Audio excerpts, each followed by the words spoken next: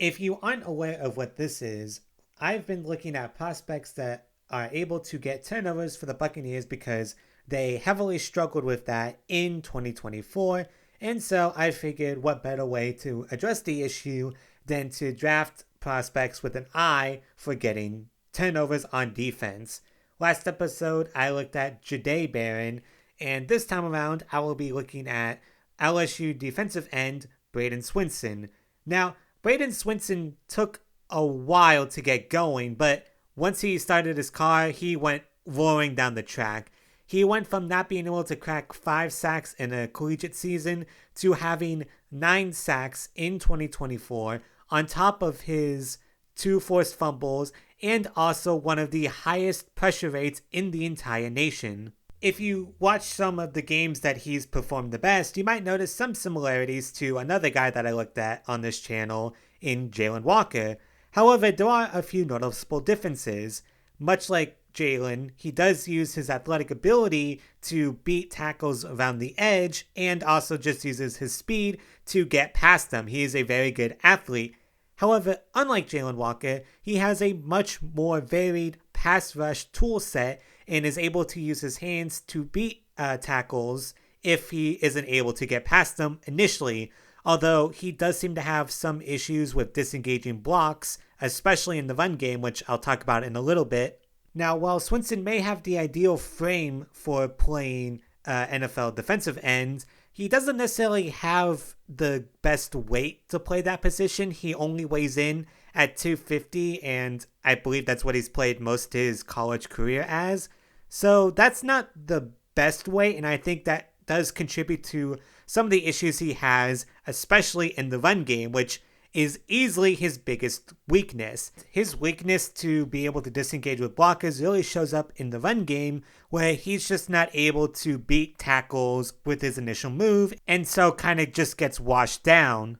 Again, I do think that has a little to do with his playing weight being 250, but I also think that it might be a coaching issue, or rather, it's what his coaches tell him to do, which is get to the quarterback.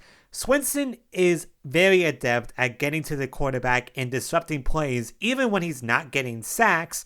And part of the reason I think that his struggles in the run game are there is because he is so focused on getting to the quarterback that he'll sometimes blow past the tackle or not keep the edge, and so running backs will get loose. Obviously, getting to the quarterback is what NFL defenses desire the most, and it's what any NFL team will be looking for, but to be able to only do that is the big reason why Swinson will likely fall to the late second round. He has all the traits to be an exceptional defender.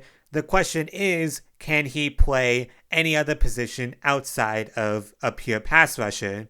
Because you also have to remember, even though he played in the SEC where most of the offensive linemen look like Mack trucks bearing down on defenders, in the NFL, those offensive linemen will likely get bigger. And so if he's not able to win consistently with his first move, I do worry about him being able to consistently get to the quarterback in the pocket. Now, with all this said, I know this may seem a little bit more negative than my other draft profiles. I do actually like Swinson as a prospect. It just depends on when the Bucs get him. Though Bulls may disagree with me a little bit, I would say getting to the quarterback is one of the most important things a player on the edge can do, even if they aren't capable of doing anything else.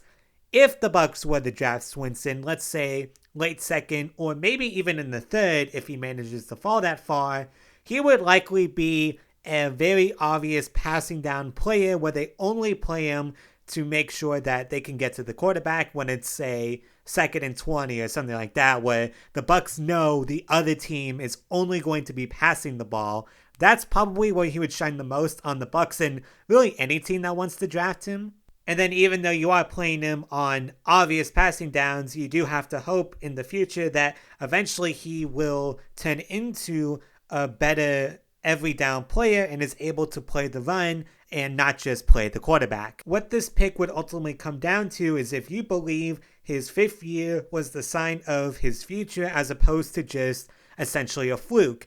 I do think that he can go upon a very good 5th year and eventually become a good NFL prospect. It's just a matter of whether or not he will be able to play every single down in the NFL. Right now, the answer to that is a very obvious no. However, if an NFL team is just looking for a guy to get to the quarterback and not just even take him down in a sack, but to disrupt them, you cannot do much better than Bradyn Swinson. But that's just my opinion. If you agree with me or disagree with me, let me know in the comments. Bradyn Swinson, I think, is a very interesting prospect and has really been shooting up draft boards. But I'm very curious what you guys think of him. I'm pretty high on him, and I think he could be a solid day 2 guy that would eventually turn into a starter for the Bucks or any NFL team. If you made it this far and you liked the video, maybe consider liking and subscribing. I'm going to be working on these Ballhawk videos for a decent while up until the draft. I might do a mock draft at some point because everyone's doing one. But yeah, until then, see ya.